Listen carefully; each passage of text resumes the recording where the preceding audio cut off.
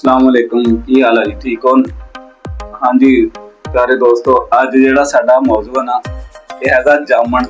अजकल मौसम है जामन दा। जामन जिहड़ा फल है ना, ये बहुत अच्छी चीज है। ये जिगर मेदे वास्ते ताकत वाली चीज है और ये इन्नी मुफीद चीज है कि शुगर वाले मरीज जिहड़े आ उन्हां वास्ते बहुत अच्छी चीज है। अजकल जिन्हें साल बाद ज्यादा तो ज्यादा इस्तेमाल कीतियां जामन, और पूरा साल उन्होंने बहुत फायदा देगी। और इस तो अलावा ये खून की बढ़ोतरी करती है, खून बढ़ाती है, यानी कि खून ज्यादा पैदा होंदा। प्यारे दोस्तों, सानू चाहिए कि असी ना ज्यादा तो ज्यादा कुदरती चीज़ां जिहड़ियां अल्लाह पाक ने पैदा कीतियां वो इस्तेमाल करिए ते अपनी जिहड़ी है इदां दीयां चीज़ां खा के अपनी सेहत का आप खुद जामन बनो।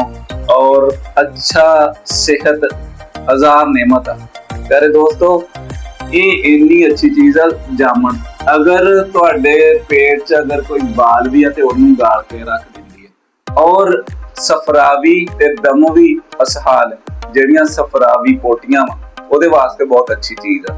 ते सानू कोशिश करनी चाहिए कि असी कुदरती चीज़ां कैमिकली चीज़ां तो असी परहेज करके ते कुदरती चीज़ां अपनी तवज्जो दईए, अपनी सेहत नूं खास तौर पे, क्योंकि अल्लाह पाक ने जिंदगी दी है, एक बारी जिंदगी आउंदी है और एदी हिफाजत साडे ते फर्ज है कि अपने जिस्म दी अपने जान दी हिफाजत करिए।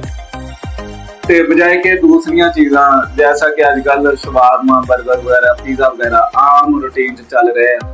प्यारे दोस्तों, बच जो इन्हां चीज़ां तो, ये बहुत नुकसानदेह चीज़ां और ये चीज़ां जिहड़ियां असीं खाने आ, मज़ा ते बहुत दिंदियां सानू, जुबान दा टेस्ट आ, मूँह दा जायका बनदा, लेकिन ये साडे मैदा, जिगर और गुर्दियां ते भी पैंदा और लगातार इस्तेमाल करने नाल सैक्सुअल कमजोरी होंदी है। प्यारे दोस्तों, बच जाओ कुदरती चीज़ां जैसा कि जामन अजकल इहदा भरपूर मौसम बहुत अच्छी चीज़ है। ते तुसी इन्नी को अच्छा इहदे च फाइबर बहुत ज्यादा, अगर बंदा खांदा ना ते पेट भर जांदा और उन्हों रोटी दी तमा नहीं रहिंदी। इहदे च कैलोरीज कम होंदियां ते फाइबर ज्यादा।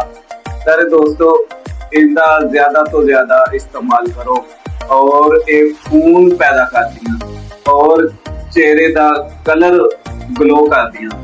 ते प्यारे दोस्तों, जामन बहुत अच्छी चीज है।